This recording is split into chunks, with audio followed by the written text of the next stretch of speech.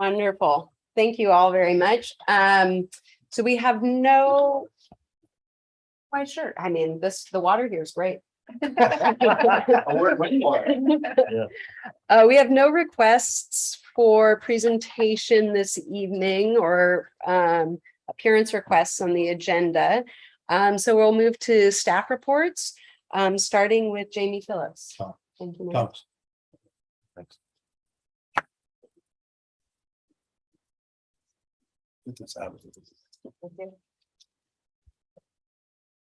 Good evening. I just wanted to provide the commission with a brief update regarding clean fuel credits. At the April meeting, the commission approved resolution 2022-5 authorizing staff to pledge McMinnville Water and Light's 1,544 clean fuel credits to the credit clearance market organized by the Department of Environmental Quality. Happy to report that we were able to make a partial sale of some of those credits via the clearance market at a unit price of $117. Total sale value of just over $31,000. And the remaining credits, 1,279 of them, have been released back to our account where we are able to now post them to the buy sell board or pursue a sale outside of DEQ if we so see fit. And this is a relatively new program. Water and Light's been participating for 2 years now. So and this is the first sale we've made. So as we continue to participate and realize revenue stream, we'll have ongoing discussions of how that revenue can be reinvested to the benefit of our ratepayers. Jamie, do I remember correctly that there was some kind of a floor that we offered? We had to agree to sell it at a certain minimum price. So there's a maximum price. Oh, maximum. There's a cap, and it was, I think, $235. The average, so we negotiated the price. Okay. And at the time, the average trading sale price was around $117. Okay. And that's been holding for the last couple of months. So we feel pretty good about what we were able to do there. And then tell us again, please, what the buyer would do with the credits they bought from us. So they're used for compliance for the states, for DEQ's clean fuel program. So it's for importers and manufacturers of fossil fuels in the state. So there are obligated parties and there are credit generators. We are a credit generator based on the number of electric vehicles that are registered in our service territory. So DEQ tracks those, assigns a carbon intensity relative to our resources and our power supply, and then calculates credits that we receive as a result. Okay, thank you. Any other questions? 31,000, pretty interesting. Yes, and there's potential for more. So. Times we had no bids at all, so it's over the years, so yeah. Nice job. Thank you. Thank you. Next we'll hear from Chad Hudson. Chad is not here. He's on the East Coast, moving his daughter from one college to another. But I mean, I guess what I would say, this is just an update on the fuel station project. So the tanks were installed here recently, I think August 3rd. They're continuing to put piping in and work on the pumps for the fuel station. So we're hoping to start commissioning sometime in early September. No pun intended. No pun intended. And have the station basically in service by mid-September. So John, we brought fuel on yet? No, we're probably looking at I would say a couple of weeks, and what we'll do is we'll fill the tanks with a third full is what they want to start with. Do the skim settling. Well, do the commission testing, make sure the pumps work and the piping doesn't leak. You know, there's there's a bunch of commissioning they have to do. Sure. And get approval from, I think the fire Fire marshal. marshal. And we're still, I think we're on budget, right? We're still on budget, yes. I have not heard of any change orders that will take us over budget. I assume they were in charge of the sidewalk, or was that? Correct. They Okay. were in charge. of doing Will this. they dress up the landscaping in to meet the sidewalks? That we got some cuts in there. that Yeah, have to they'll be tapered. dirt in and there's actually landscaping plan that we'll have to. Okay. do once we're done with the sidewalk Okay, sounds good. and the approach. And then actually in our budget, you will see at some point we'll be redoing the gate out there as well. Yeah. So That was always something. Yeah. it's been a challenge. Any additional questions? Yep, thank you. Thank you. Next we'll go to Mark Dunmeyer, please. Hey, good evening. So yeah, I wanted to follow up with a discussion that came up at our last meeting related to a paragraph that was in our audit engagement letter. Mayor identified it, and it was pretty interesting. It actually is a new part of a new audit standard that the auditors have, where they now can so they have this letter that if we have any kind of recommendations for control practices, internal control, things that they want to bring up, they put that in their they have a letter that they provide, and it's called letter to those charged with governance. And so now they also can include that as part of the audit opinion. It's not something they're required to do. It's just an option that they have. They indicated that as part of the letter because that's something that's new in the standards that they need to communicate. So they did, and they just indicated that they did not plan on doing that, and it's largely for consistency since they haven't done it that way in the past. They didn't anticipate doing it that way this time. So anyway, it was a That good was catch on your interesting. part. Yeah. Thanks for bringing us that information. Thank you. Yep. Any additional questions? Why don't you stay there for the next one? Oh, okay. Okay. Well, wonderful. So moving on then, we have the city service charge discussion. And so John, is there an update there? Probably Mark can probably give you an update because I think they had a meeting today Yeah. with NISC. So myself and John Spence, we met with the project lead and we reviewed he had provided us a kind of a draft or sample. It was more than a sample, it was kind of a real rough draft of the agreement that we would have for this project. We were able to make edits to that. We put in the language that's kind of specific for Oregon for the public contracting, and we pulled that out of our previous enterprise agreement that our attorney, Mr. Justice, had worked out with them. So we were able to pull that, put that in, and then went through and had some questions on some of the language, had some suggestions for changes. So we went through all of that with him today, and he is intending to provide us back another kind of more cleaned up rough draft, or I guess would be draft, maybe not so rough version of the agreement. He's looking to have that done. Sounds like by next week. And then we also spent time with them going over the data. So they have their team has gone through and done written scripts or the things that they'll do on the back end to get the data pulled in the format that we asked for, and also based on the criteria that the city's put together for the different rate classes. And so we looked at that. Mr. Spence actually spent quite a bit of time over the last couple of days working on kind of validating that, looking at what's, if we do queries in our software, we can get like high level numbers. We just can't get the detail, the data in the way that they are able to provide it. So, but John was able to compare the queries that he could do with the data that they provided, and there were differences, and we talked about that. And so they're going to go back and rework some of those scripts so that they really want to have it done in a way that they can just run that at any time we need to, so that we can give the most up-to-date information, especially when we get ready to go live. So So they're still in the process of working the data. And he thought that that would be back to us next week also, so.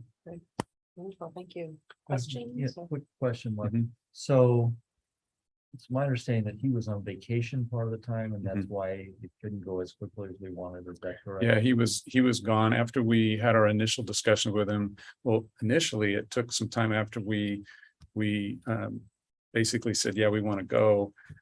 We had to meet with him to kind of have that conversation and work out the details. And that took a couple of weeks just to get a meeting with them because of other commitments and things that they are doing. Once we met with him, we started in, yeah, when he gave us the first draft, he wasn't able to look at that as quickly as he would have been able to because he was on vacation for a period of time there. So it sounds as if we'll get a draft back in time for Sam to look at it and us to have a special meeting. And then we can, once Sam has looked at it, we can send it to the city to look at too. And Yeah. then we could process that, right? I think that's right. Okay, Great. So, one of my concerns is that the city's sitting out here removed several times from us and then removed even more from the people developing the software for their goal. Will there be a chance for the city? I mean, I'd hate to have us get started and the communication wasn't clear, and having been involved in lots of three-ring things, will there be a point where they will be able to interface and talk to the city finance manager to make sure now this is exactly what we're achieving? Because I mean, right now you're carrying the message. And messages sometimes. So what we've got, Tom's been working with the city, but also we actually have the rate structure from the city. Okay. So we actually have the document from the city on So- what they want. So Ed, before the commission acted to approve this contract, because it's between us and NISC, the idea that we've come up with is that once we think it's okay, we'll give it reasonably close to being okay, we'll give the city, get their input as well, so that then they'll be talking to us. So the data that's I generated. mean, you all understand how it's the old game of telephone. Yes, I'm just really worried because we've had some struggles with trying to, who's on first, so to speak, that we get clearly. If there's an opportunity, if the city needs to talk.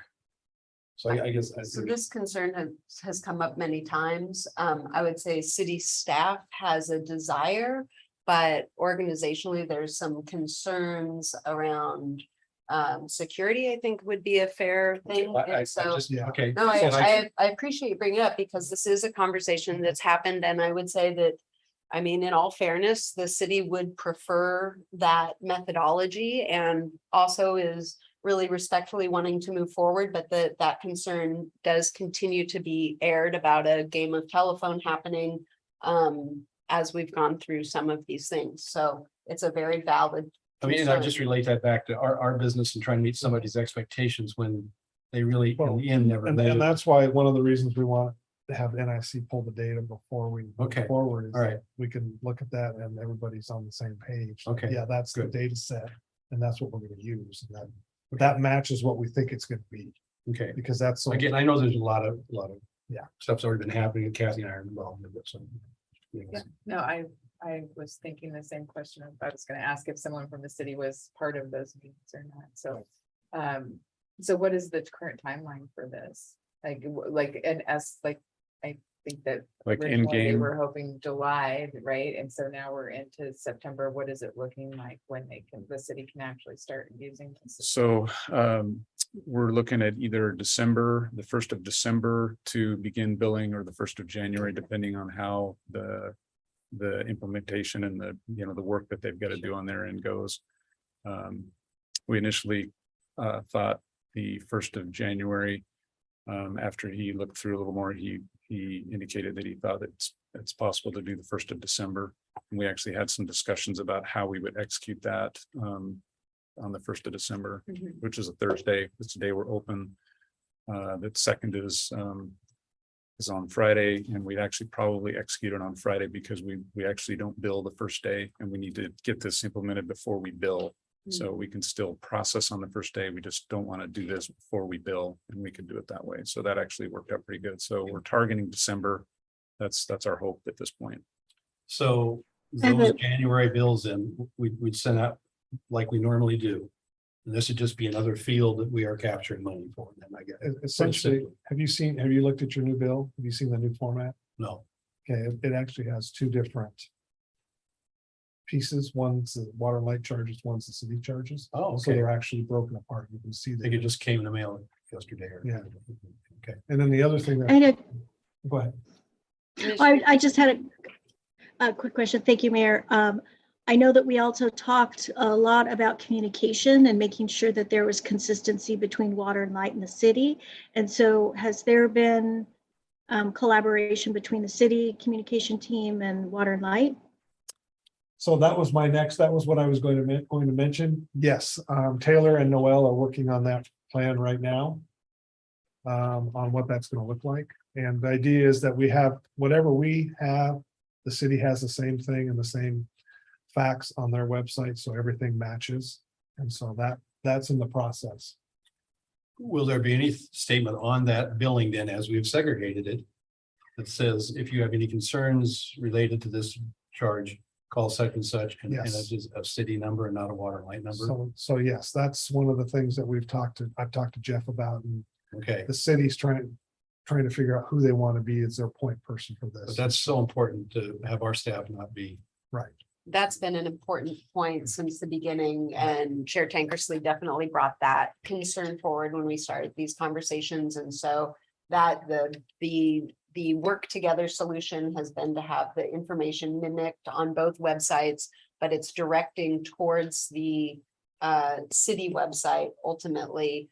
Historically, it would have gone to Mike, and so the city, just with the transitions that have happened, is taking a moment to evaluate who they want to identify. So that the water and light staff is never in a situation of, I want to talk to a manager, that's always directing Because towards we've dealt the with that in city. the past. Right, it's like the sewer charges. We have a kind of a script for the sewer, Yeah. and if it's something we can do that, but if it's something where crediting charge or anything like that, it goes to Leland over at the wastewater plant. And the city is helping or working with this team of Taylor and Noel are working on that development of the script, et cetera. So, and I think the city is carrying the bulk of the work on it, but with with check-ins to make sure that the language, et cetera, is amenable to water and light function. Yeah, and so water and light staff and city staff are meeting every other week. Good, To talk about progress. So, okay. So, We'll see come January 1st, yes, we the will. first phone call. Yeah. So, and I've always thought that if I were the city, I would want to be the one that deals with problems that come in on the city services fee, because one, you want to know what those are, so you can deal with them, and two, you want your response, not the response of somebody else's employee, I would think. So I think this will work better. The crazy thing is we have a billing that we've been doing since the 80s. So it's now we have something new, and new things are, especially Right. for certain folks. Well, and We wound up about them. and we want to be clear that, water and light staff doesn't have the authority to waive or do anything with the Absolutely. fees. That's really Yeah. the city's responsibility. And that's what, Okay. it's their funds, and Yep. they're the ones that are going to take care of those things. Glad to hear we're all talking. Good. Good, thank you. Additional questions? Okay. Thank you very much. Commissioner. Next, we have, the employee introductions that I inadvertently moved up to the beginning of the meeting. So next, we're looking at the personnel service contract for strategic planning. And again, Chad Hudson is absent this evening. So John Dietz, please present this item. Sure. So as part of our goals, and actually part of my goals for this last year, is to work on developing a strategic plan. So we went out with an RFQ for finding a company that could help us with that. And we had two proposers. One was BDS and the other, I don't remember the name. But BDS is actually did some work for the city a few years ago. Actually, it was on the MAC company too. And so staff is recommending that we use BDS to help with that process. Right. The motion to enable us in as a plan is your request. Yes. Right. Are No. there, you want to, I have Yeah, I'll move it. a quick question. Sorry, I'm the only one not in the room.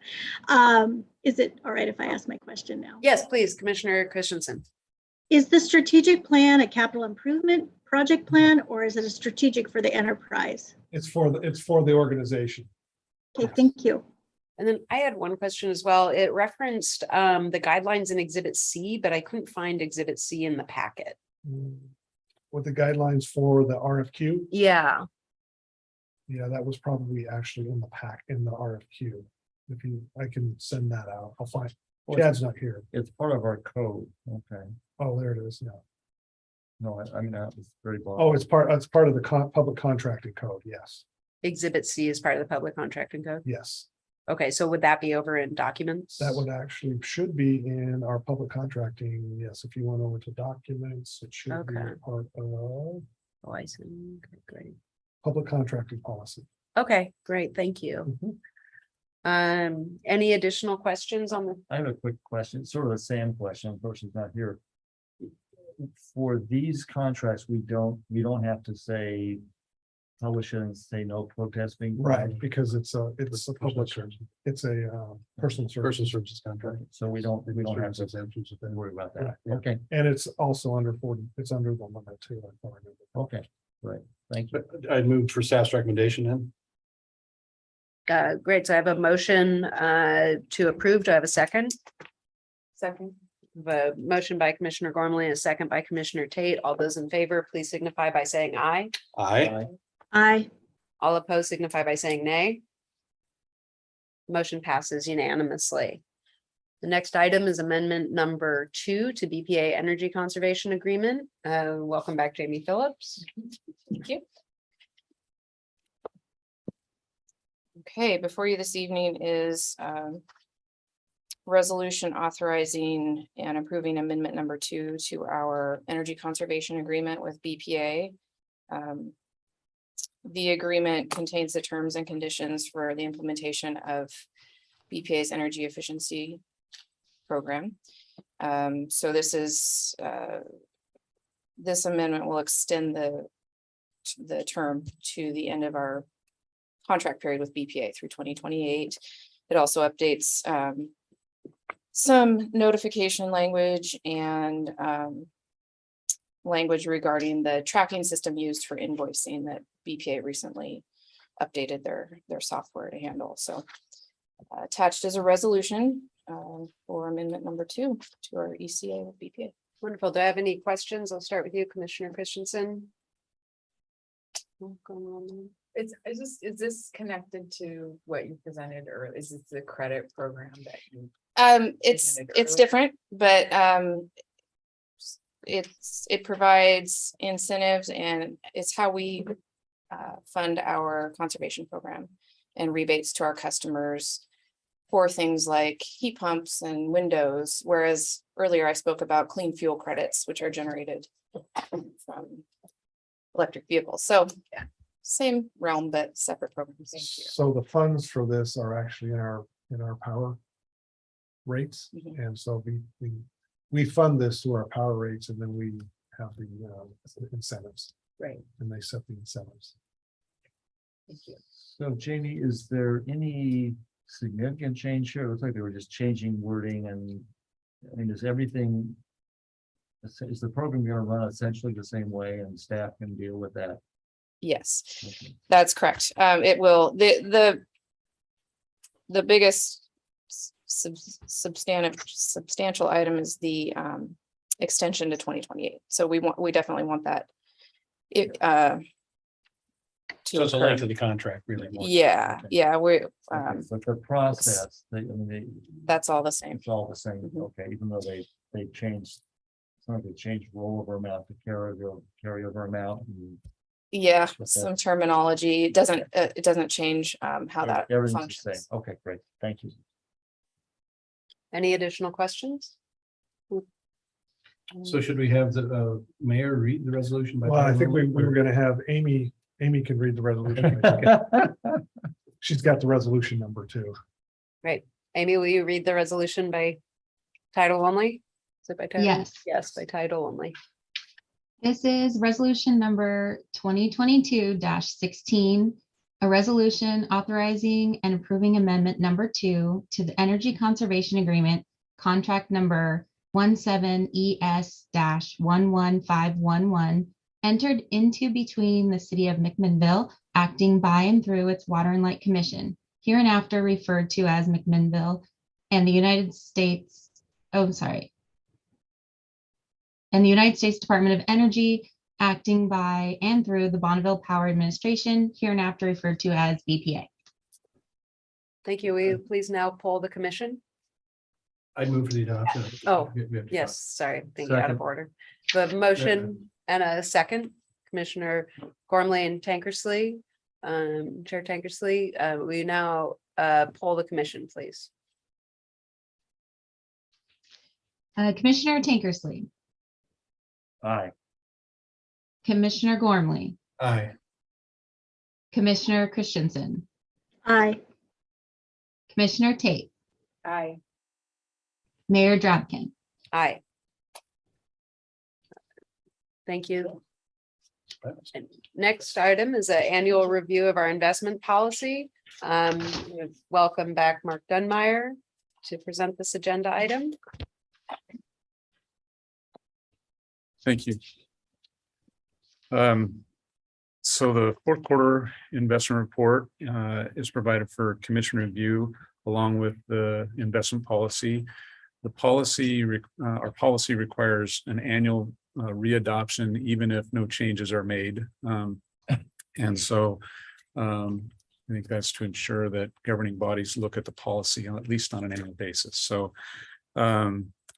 So the policy is included in the packet. Staff's not recommending any changes to the policy and would recommend readoption of it this evening. As far as the fourth quarter investment report goes, the report shows our investing activities for the year. We're in compliance with policy. However, due to losses in the intermediate fund that we experienced over the year, our overall return was actually a loss of $117,000 for the year. Earnings from our short-term fund in the LGIP were $284,000 earnings. So we had gain there. Return was just a little over 0.5% over the year. These earnings, however, were offset by a little over $400,000 of losses in the intermediate fund, which is a negative return of 5.83%. So I looked for July. Our intermediate fund is actually, we had a gain of 71,000, so that was good. It's been pretty volatile with the as the short-term rates have continued to increase. That's makes it difficult for intermediate term investments to perform well. So that's why the losses. So the fund has been working to mitigate that, and it's taken time, but looks like they had a good month in July, which is good. The short-term rates have also continued to increase as you know they follow the rates set by the Fed. And so they're right in July, they were 1.4%. In August, they went to 1.65%. So they're climbing along with the short-term rate. So we have been working on to develop our process to invest in US Treasuries. We've taken steps. Recently, the commission approved 2 broker dealers that Water and Light can use to assist us in that process. Safekeeping Bank, we were close on that, and then learned that there's 2 types of safekeeping arrangements. One's kind of basic service, and the other is full custodial. And the difference largely between the 2 is if you're doing full custodial, your funds are, your investments are held in a trust account in your name. as opposed to basic. They just are in a commingled account called an omnibus account, and it's not in the investor's name, it's in the institution's name. And then the institution, of course, accounts for all those investments in the name of the individual investors. So best practice is to use a safekeeping institution that where our investments would be held in trust. And so inquired with US Bank on this. They're who we looked at initially. US Bank offers both types. Their full custodial services are 12,000 minimum, and that's largely because they have, investors have a lot of investments, and so a lot of invested funds, and so they're kind of catering to the large investor. So I inquired with a couple of treasurers. Counties tend to invest more in this kind of thing than cities do, just because they typically have a lot more excess funds at times during the year with all the taxes that come in and stuff. And both of them that I spoke with, their safety services are provided by Zions Bank. And so I contacted Zions Bank and their services. This was yesterday. I was able to connect with them. They do provide this service, of course. Their minimum is $2,500 annually, and it is a full custodial service arrangement. So I got information from them. I would like to get at least one more quote from a bank that provides these services. And then I'd like to bring that to the investment committee with the information on, and then develop a plan to move forward with safekeeping. Also during this time, I was able to get a couple of additional, just from referrals, broker dealers, and provided them our information for them to respond to, if they could provide us services and, all the information we need from them. And they both gave us that information back. So that I was also going to bring to the investment committee as well. So we have those two, plus we have one that we kind of put on hold, US Bank as a potential broker dealer for us.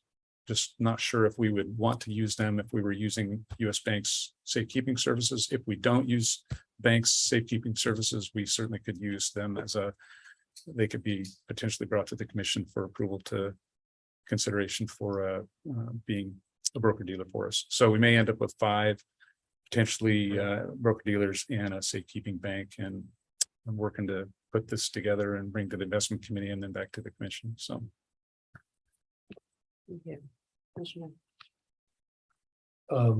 Mark, looking at the chart here, it shows the US Bank, the minimum charge is 12, okay. Mhm. But you found somebody that would do it for 2,500. Mhm.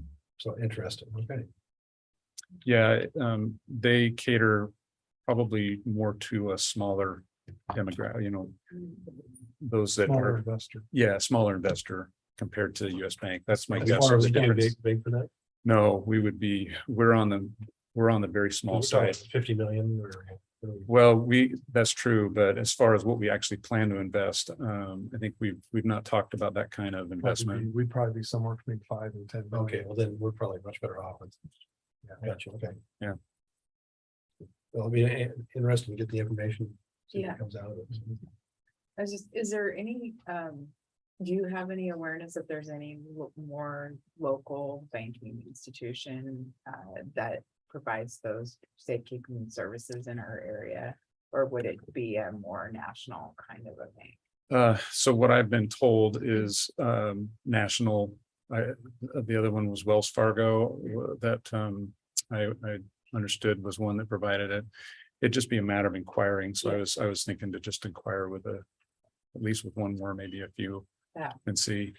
Yeah. Okay. Okay. Great. So our action tonight is to reaffirm our investment policy. Yeah. I move that we adopt the resolution, re-adopting our investment policy. The motion from Chair Tankersley. Looking for a second. A second from Commissioner Tate. All those in favor, please signify by saying aye. I, And those opposed, say nay. And the motion, think she. oh, do you need to pull the, you need to Yeah. pull the Need to read commission? it by title and full. Oh, right. Well, I apologies. Yes. Amy, will Would you? you like me, would you like me to read the resolution? Yes, we read by title only, please. Yes. This is resolution number 2022-17, a resolution adopting an investment policy for surplus funds of the city of McMinnville, a municipal corporation of the state of Oregon, acting by and through its Water and Light Commission. Thank you. And would you wanna like me now to pull poll? the council or the commission? Mhm. Commissioner Tankersley, Yes, Commissioner Gormley, Yes, Commissioner Christensen, yes, Commissioner Tate, Yes. Mayor Drabkin. Yes. And the motion, or the resolution, is adopted unanimously. If you don't mind, we'll take one more quick break, right now. And, reconvene in just another